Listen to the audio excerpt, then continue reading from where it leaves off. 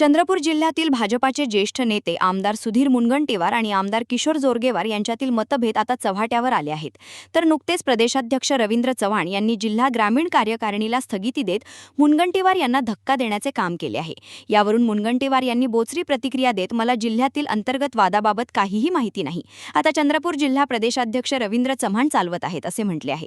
यामुळे मुनगंटीवार आता आपल्या पक्षातील नेत्यांवर नाराज असल्याची चर्चा सुरू झाली आहे। मला जिल्ह्यातील अंतर्गत वादाची माहिती नाही, मला जिल्ह्यातील प्रश्नांवर कधीच मत व्यक्त करायचं नाही। सध्या चंद्रपूर जिल्हा प्रदेशाध्यक्ष रवींद्र चव्हाण चालवत असून तेच आमची जिल्हा संघटना चालवत आहेत। यावर उत्तर तेच देऊ शकतील किंवा याबाबत राज्याचे मुख्यमंत्री देवेंद्र फडणवीस सांगू शकतील असे उत्तर दिले। कर्जमाफी संदर्भात सरकारने तारीख जाहीर केलेली आहे। माजी अर्थमंत्री म्हणून कर्जमाफी संदर्भात तुम्ही समाधानी आहात का आणि कसं काय तुम्ही अधिवेशन अटेंड केलाय, कशी होणार आहे? नाही, कर्जमाफीबद्दल तर समाधानी राहील। 56 लक्ष शेतकऱ्यांना आपण 36,000 कोटीची कर्जमाफी देतोय। हा, त्यामध्ये काही उणीवा असेल, कोणी सुटता कामा नये याची काळजी घेण्याचा निर्णय सरकारने केलाय। सन्माननीय कृषी मंत्री मामा भरणेंनी सभागृहात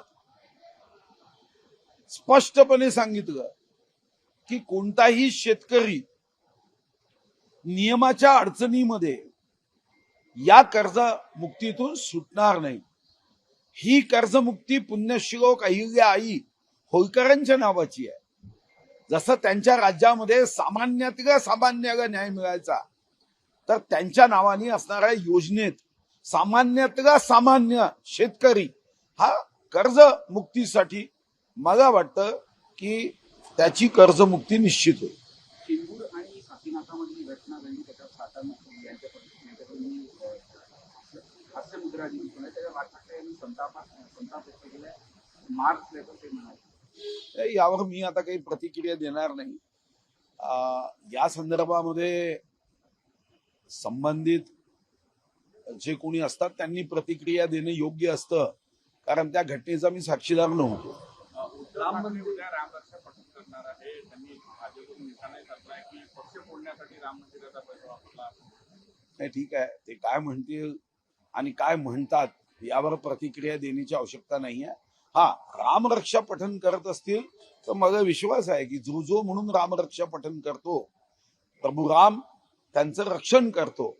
आता जे कोणी शिल्लक असतील ते जाणार नाही रामरक्षा म्हणतं की एवढं मला विश्वास आहे। राम मंदिर तयार करण्यासाठी ज्या पद्धतीने योगदान तुमचंही राहिलेलं आहे, सागवान तुम्ही पाठवलाय बंधारशाचं, आता ज्या पद्धतीने वाद निर्माण झालाय, काही सीसीटीव्ही मोठ्या प्रमाणात पुढे येत आहे, देणगी जी आहे त्याचा अपहार झालाय, तुम्ही भाजप नेते म्हणून राम मंदिर आंदोलनात उभे राहिलेले आहे, तुमच्या भावना काय? नाही, निश्चितपणे शिलापूजन करताना शिला घेऊन गावोगावी फिरलो तेव्हा तर व्यवस्था नव्हत्या। मला आठवतं की स्कूटरवर आम्ही कितीतरी गावात गेलो। कार सेवा जेव्हा झाली तेव्हा कार सेवेत सुद्धा बाबरी मस्जिद जेव्हा ध्वस्त होत होती त्याचाही मी साक्षीदार आहे। माझ्या लग्नाच्या रिसेप्शन मध्ये माझ्या पाठीशी मंदिर यही बनाएंगे, मंदिर भव्य बनाएंगे हा संकल्प माझ्या विवाहातही मी केला होता। वनमंत्री म्हणून प्रभू रामाच्या मंदिरासाठी मी काष्टही काय पाठवलं, तर निश्चितपणे जर तिथं दानपात्रामध्ये चोरी झाली असेल तर देव त्याला जी शिक्षा द्यायची ती देईलच, पण सरकार म्हणून अशांना कडक शिक्षा देण्याची जबाबदारी भारतीय जनता पार्टीच्या नेत्यांनी व्यक्त केली आहे। सन्माननीय मुख्यमंत्री उत्तर प्रदेश योगीजी यांनी एकदा नव्हे अनेकदा सांगितलं की कितीही कसाही माणूस असू द्या, प्रभू रामाच्या राम मंदिरात चोरी करणाऱ्याला सोडल्या जाणार नाही। हे सांगितल्यावर माझा विश्वास आहे की योगी अशा चोर भोगीला निश्चितपणे कायद्याने रोगी केल्याशिवाय राहणार नाही। सध्या चंद्रपूर महापालिकेची वाद प्रचंड चर्चेत आहे। काल सुद्धा वाद झाला होता। खरं म्हणजे तर भाजपाची निधी ओळख आहे, किस्ती करतात, दिसत नाही। काल राडा सुद्धा मला माहित नाही, कारण आता चंद्रपूर जिल्हा हा प्रदेश अध्यक्ष रवींद्र चव्हाण साहेब चालवत आहेत, त्यामुळे यावर काही विचारायचं असेल तर प्रदेश अध्यक्ष रवींद्र चव्हाण साहेबांना विचारावं किंवा सन्माननीय मुख्यमंत्री देवेंद्रजींना विचारावं। या जिल्ह्याच्या कोणत्याही प्रश्नाबद्दल आता मला कधीच मत व्यक्त करायचं नाही। मी पुन्हा सांगतोय, सन्माननीय रवींद्र चव्हाण साहेब जिल्ह्याची आमची संघटना चालवत आहेत.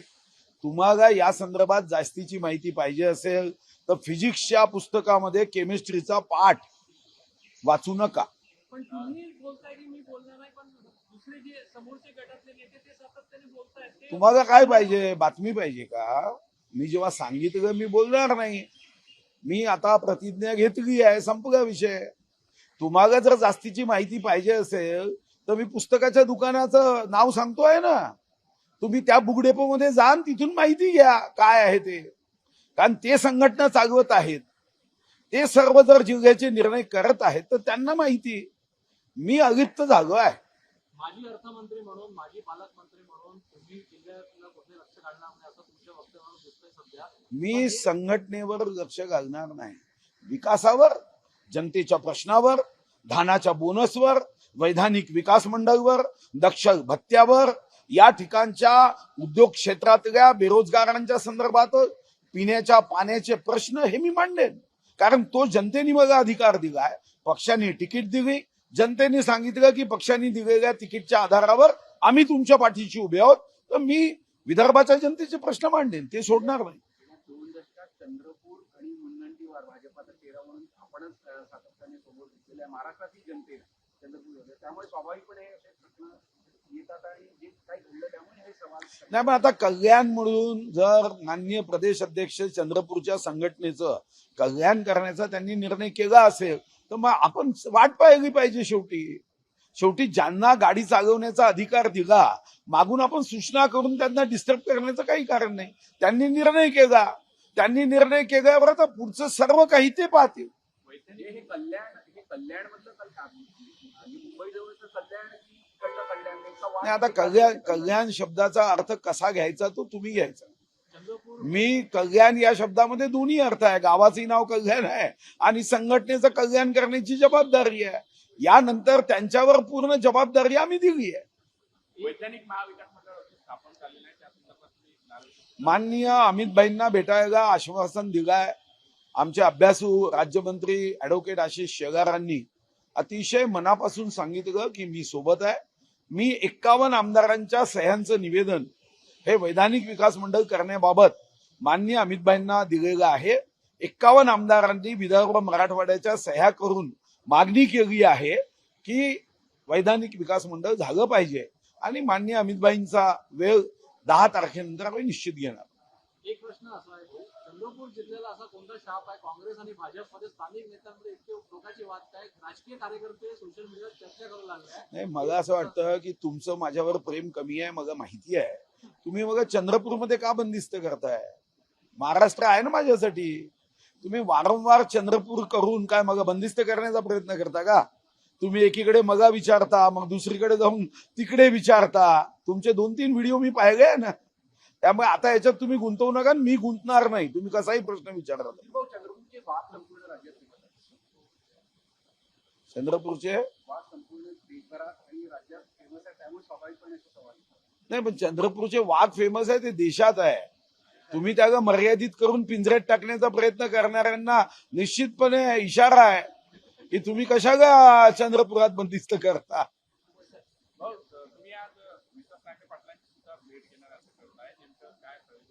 नाही, काही नागपूरमध्ये घटनांच्या संदर्भात काही शिष्टमंडळ, काही निवेदन आहे.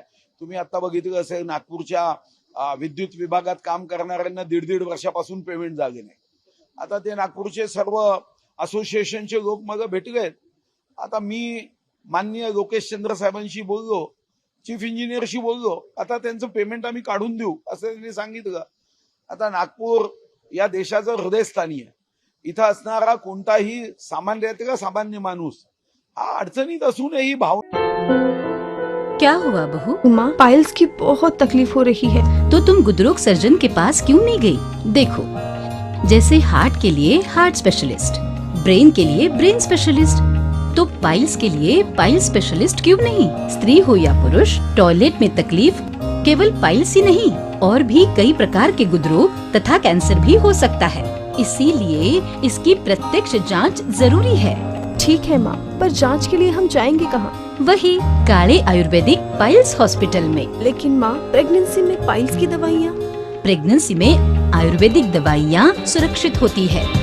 जनहित में जारी काड़े आयुर्वेदिक पाइल्स हॉस्पिटल, औषधि चिकित्सा तथा सर्जरी ट्रीटमेंट उपलब्ध। हमारा पता उमरेड रोड, दिघौरी बस स्टॉप के पास, नागपुर। अधिक जानकारी के लिए वेबसाइट पर जाएं kadepailshhospital.com।